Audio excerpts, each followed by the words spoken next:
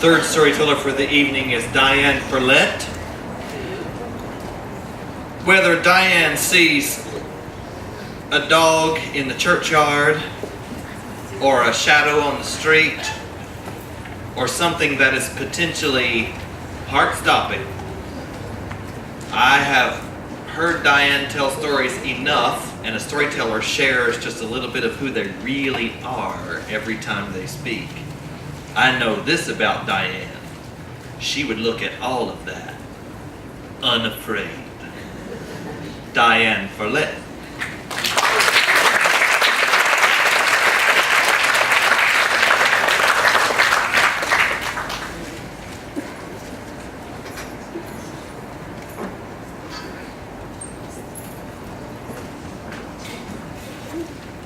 Don't you laugh at my red gloves? It's cold here in South Carolina.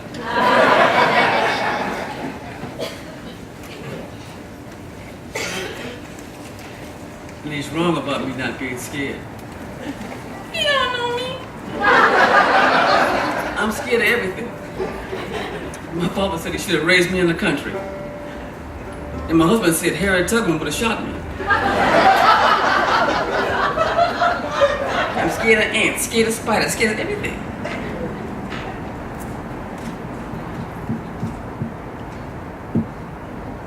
Don't start.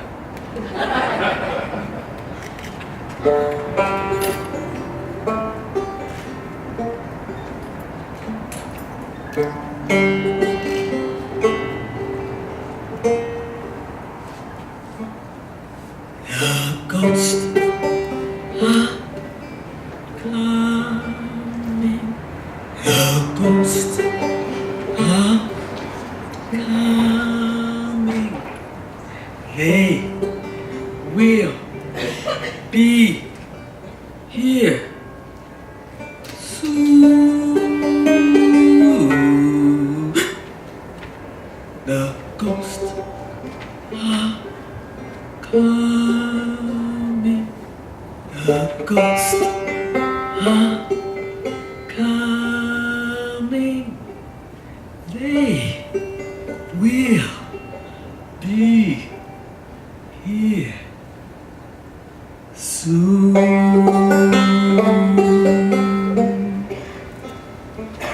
But you can't see them. No, you can't see them. Don't you even try.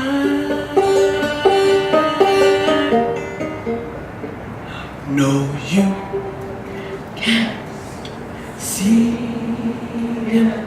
No, you can't see them because they've gone and died. You good.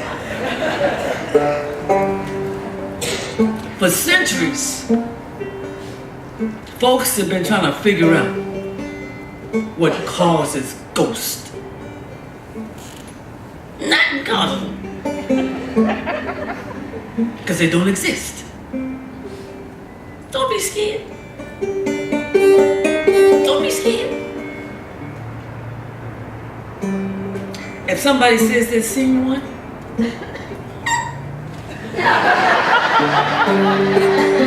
it's all in their head. Or they've been drinking too much.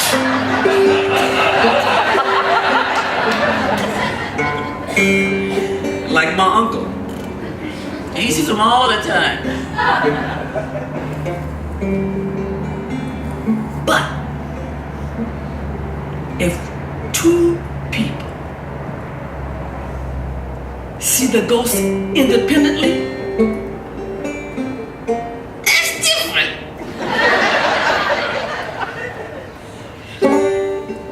And there was this lady who lived down in New Orleans. Everybody called her Aunt Jessie Collins. She said she was authority on ghosts. She said when she comes back from the dead, she coming back as a ghost. She said, I'm gonna haunt that woman I work for. Cause she cheap. And she says ghosts are liable to look like anything. Sometimes they look just like they look when they died. Don't she look like herself? Who else they gonna look like?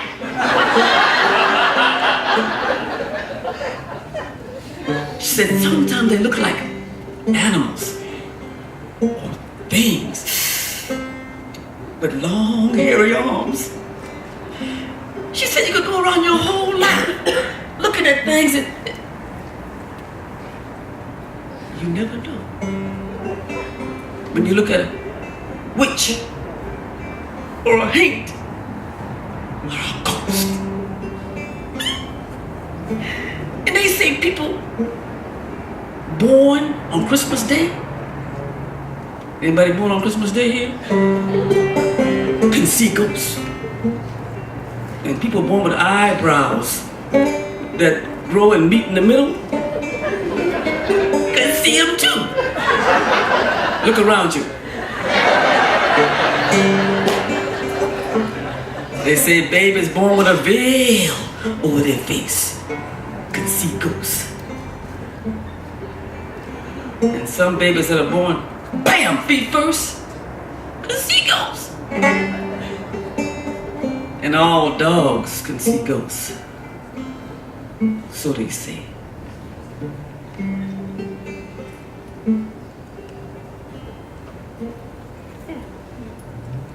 A long, long time ago. Not too long ago though. Oh, y'all easy. I ain't got to the story yet. Please start again. A long, long time ago, way out in the middle of nowhere, there stood an old house. Y'all the ladies all the time, but come on, y'all gotta be on time. Long, long, long time ago, way out in the middle of nowhere, there was this old house. And nobody went near that house either. Because there were stories going around about it being haunted. But if you were brave enough, Cheddar, it was a good place for young lovers to meet undisturbed, if you know what I mean. Well, Jessica and Alex were just such young lovers. And that's how come they came to be there in the backyard of that house, standing over Charlie Fitzgerald's grave, kissing. I mean, it was tall, spiked grass all around. It was dainty Queen Anne's lace looking up at him. Thorny cat briars all twisted every which way. It was spooky. And there they were, standing there, kissing. Well, at the end of one of those long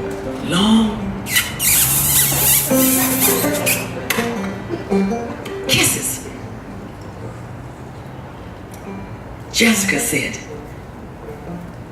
Alex, what if Charlie's ghost should walk tonight? Ah, ghosts are just transparent people. He can hurt you. I sure hope so. I hope you're right. But then, Jessica, she looked down at Charlie's gravestone, an old, time faded, weather beaten, just sank down in the weeds. And she leaned forward to see it closer. And when she leaned down, she read Charlie Fitzgerald, born March 15, 1863, died 1882. Then she said, Alex, he was 19, our age. March 15th. Alex, today is Charlie's birthday. Oh, man. Strange you have to come here tonight of all nights. And then she grabbed Alex's hand. Alex, maybe we could give Charlie something for his birthday. What can you give somebody that's been dead for 50 years? I don't know. And just then, a cold chill came over him. And it wasn't even cold. Well, that's when the young lovers decided to leave the cemetery. And glued together, they began to walk toward the front of the house. And when they got to the front of the house, see, that would have been my clue to go home. But do they go home? No! They walk up the stairs to the house. Walk across that squeaky porch to the front door. And they open it. Now, why they got to open the door? They opened the door.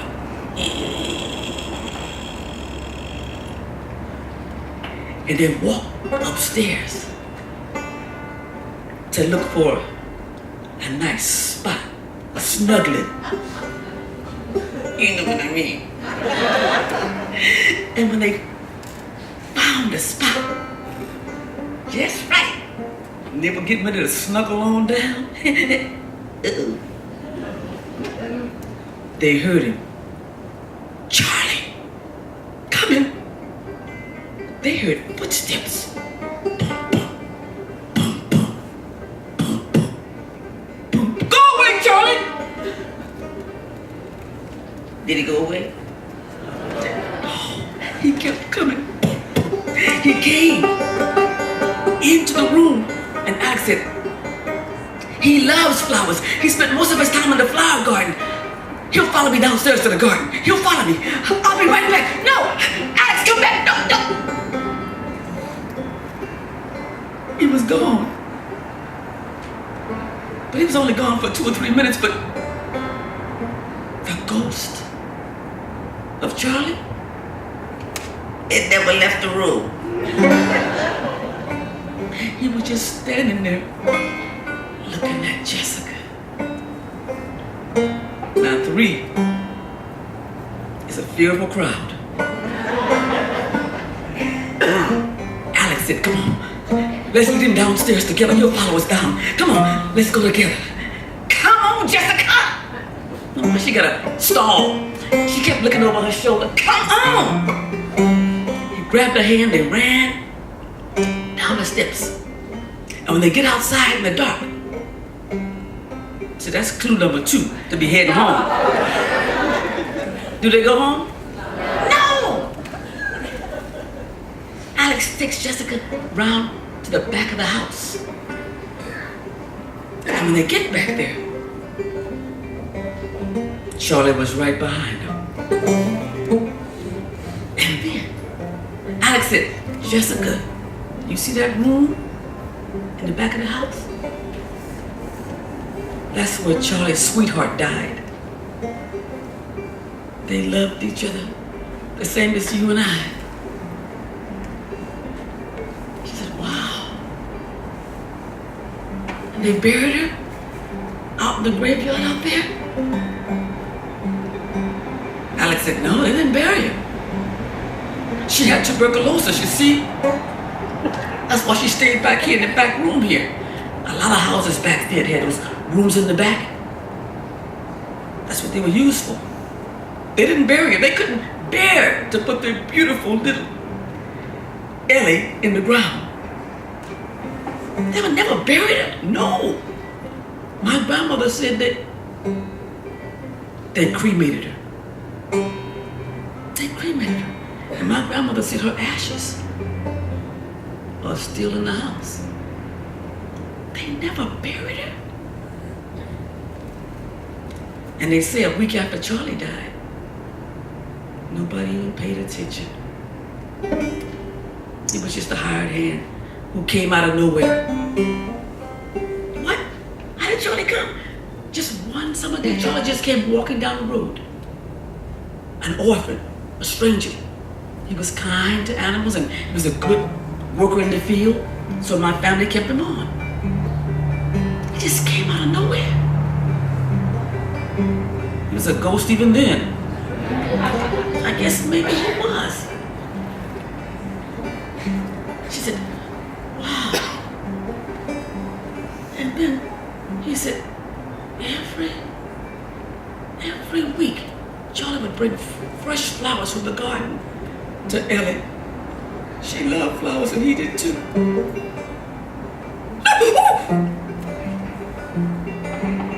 A cold wind came again.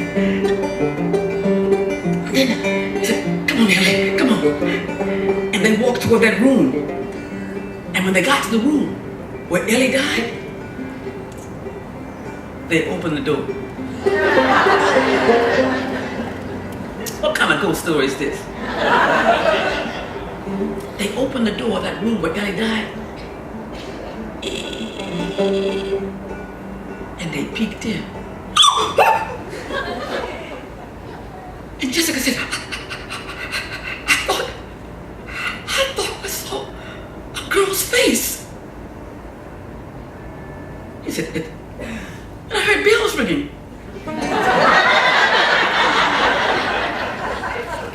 It couldn't have been Ellie. Alex said, it couldn't have been Ellie. Alex, somebody touched me. You smell fresh cut flowers? And then, all of a sudden, Jessica said, we've got to find Ellie. We've got to find Ellie. And she took off running toward the house. Alex right behind her. He caught up with her and went up the stairs, up to the second floor, pushed those cobwebs aside, and went up to the third floor attic. And as they walked into the third floor, right near the fireplace on a shelf was an old green moldering stone jar. And Alex picked the jar up. Oh, Ellie's ashes. Probably the first time they've been touched since they were put here. She would be doing this. But Jessica didn't even hear Alex. She just standing there, like she waiting for a sign or something. Then she walked over to Alex. She took that jar of ashes. And that's when it happened. A big crash. The whole house shook beneath their feet. Alex said, let's get out of here. I can't take this. Come on, let's go. And they took off running down to the second floor. It seemed like the whole house was crashing down. I mean, the plaster just fell down in front of them. When they got down to the first floor, and finally, out of all that dust from that plaster, she could see a young man walking toward her. Hair uncombed, faded blue shirt, bibbed overalls. Jessica said, Charlie? Charlie? His arms stretched out, reaching toward Jessica. And in one hand, he had a bunch of fresh cut flowers. And Jessica said, oh, Charlie. Charlie. And then she knew what they had to do. She took off running out the front door, holding that jar close to her bosom, ran around the house to the back again, near Charlie's grave. And when she got down on her knees, she put the jar down and began to dig a hole. She was hoping that Charlie wouldn't touch her, because she could feel him nearby. Then she kept thinking, oh God, please, please don't let him touch me. Please give me strength. And when the hole was finally deep enough, she took that jar of ashes and she hit it against the stone of the headstone, and she began to dribble those ashes into that hole. Oh Lord, please, please don't let him touch me. And then when she got the ashes in there, she began to pat the dirt down. And as she did, she could feel her own tears on the back of her hand.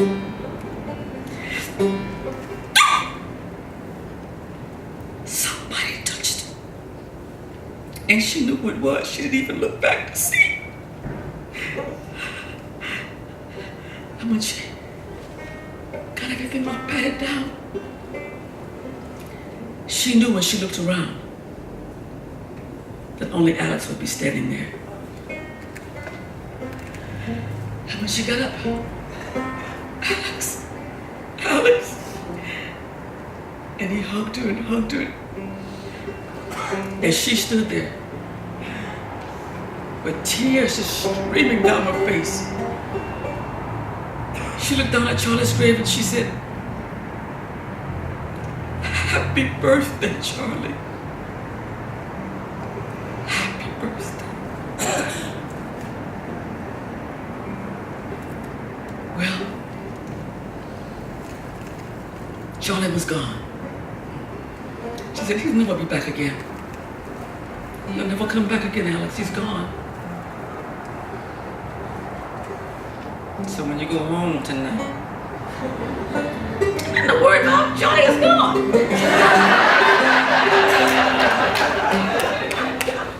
Or is he? But if you happen to see Charlie, you tell him you haven't seen Diane. She going back to California.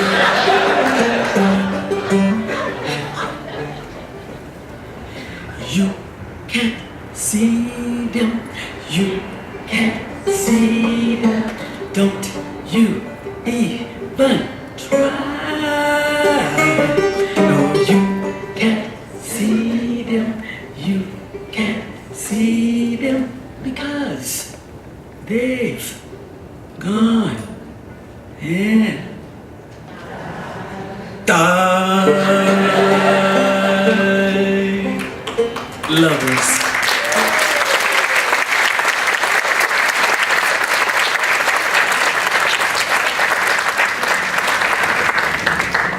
There's a few things you should know about ghosts. Come back here before you leave. One thing you know about ghosts, if Aunt Jessie Collins from New Orleans was here, she'd warn you. Don't ever laugh at a ghost. Because ghosts are no joke. And don't go around slamming doors, because you might pitch some poor soul in it.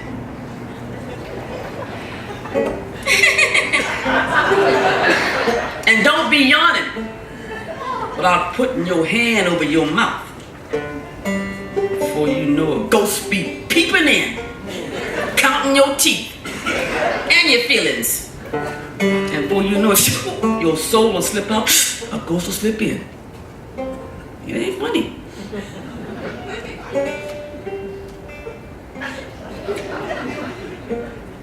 I hate to be you when you go home.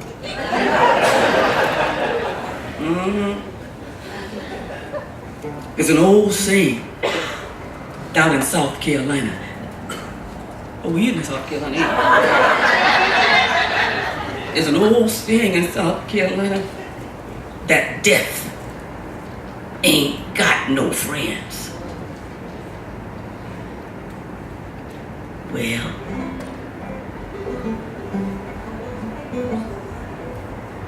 you can go to an old graveyard. I saw one over there.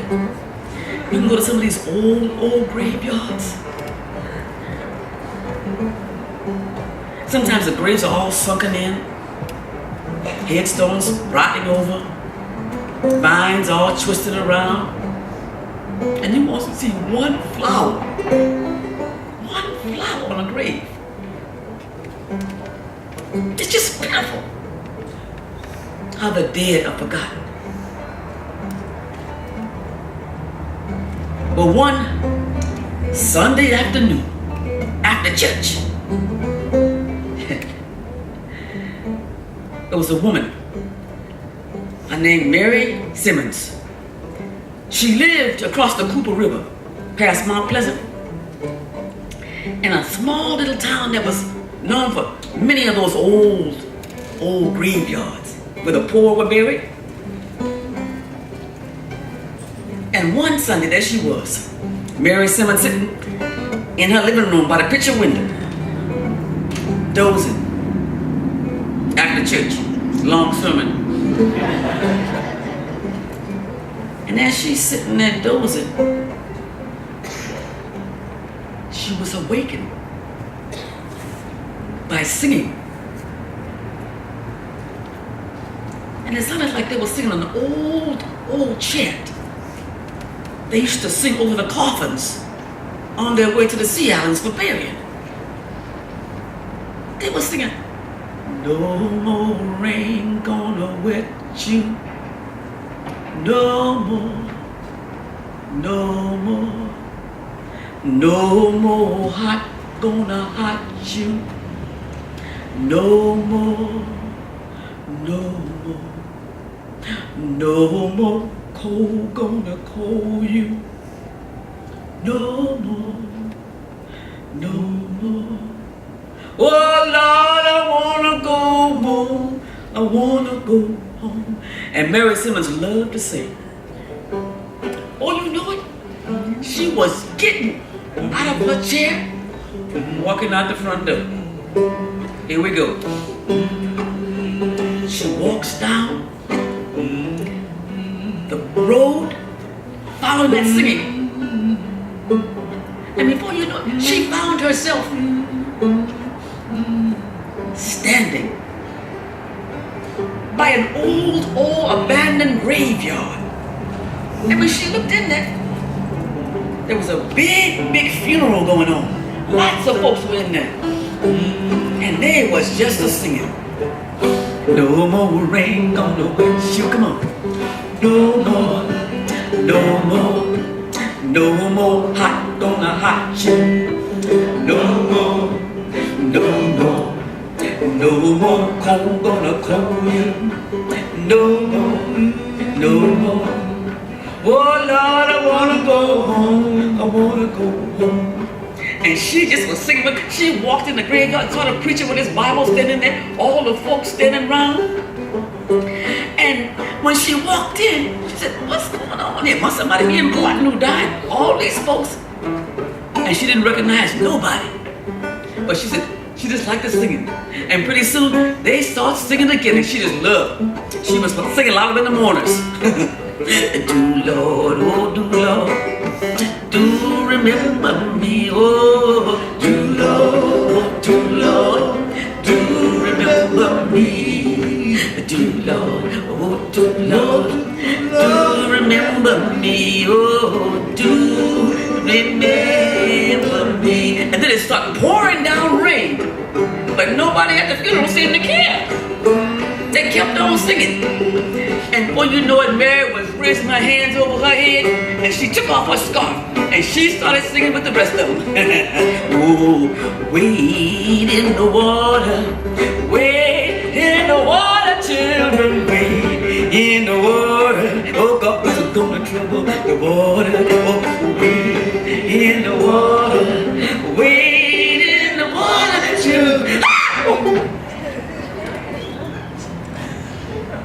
stepped this tall, dark stranger looking down at her. Seemed like he just came out of nowhere. And he looked down at Mary and he said,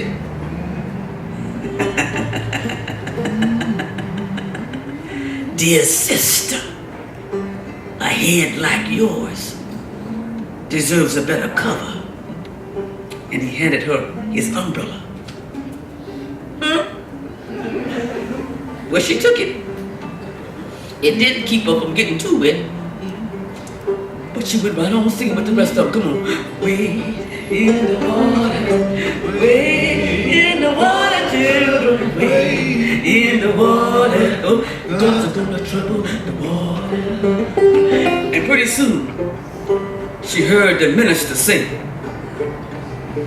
Brothers and sisters, may the Lord of Abraham, Isaac, and Jacob rest with us while we're absent, one from another. Amen.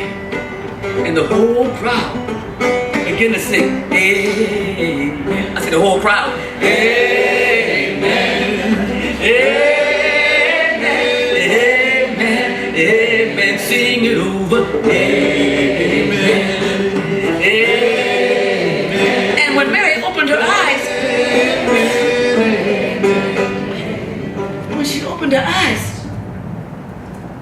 she realized she was standing there alone in an old, forgotten graveyard. Where'd everybody go? Is this a joke or something? There was a funeral here. Where's the preacher? Where's all the people? And as she backed up, the fear was getting worse and worse. And everybody go, what's going on? And pretty soon she turned toward her home. And each step she took toward home got a little faster, and a little faster, and a little faster. Pretty soon she was running. And when she got to her house, without looking back, she went into the house and closed the door. Oh Lord, what happened? The umbrella was still in her hand. Oh Lord, she threw it in the corner of the house. What just happened? Well, needless to say, she didn't sleep that night. She tossed and turned, tossed and turned, tossed and...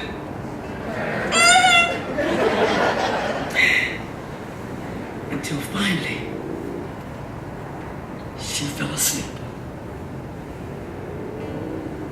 But around midnight, why everything gotta happen at midnight? Around midnight, she woke up. Now cold sweat. And she looked over toward the fireplace. There was that tall, dark stranger standing there. He said,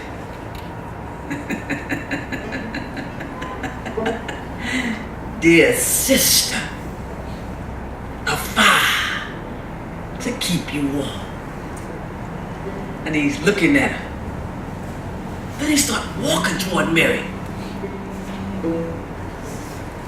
And as he took 2 or 3 steps, she said, "Oh, in the name of the Lord, please go away."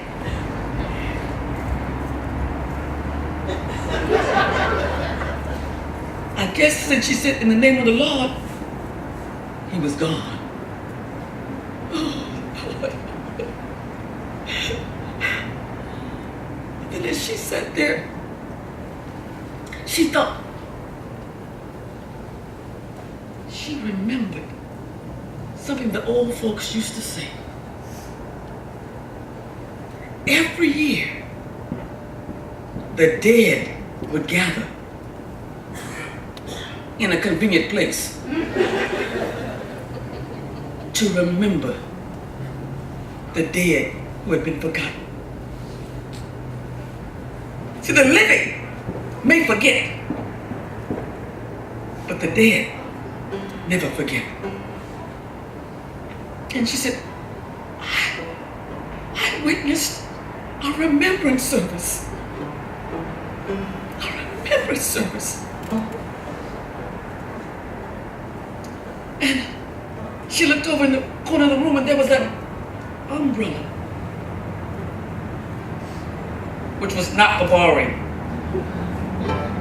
Because after all, it was a ghost, a gift from a ghost. But sometimes, in the evening, when she saw that umbrella, she would remember. And she would say, do Lord, do remember me. Do remember me. Do Lord, do remember me. Do remember me. The remembrance service. Eric Pearson.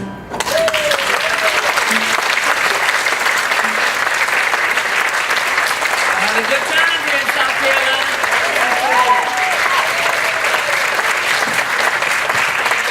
Hope I get to come back sometime. We tell each other stories. When you get a chance, talk to each other, okay? Okay? Okay.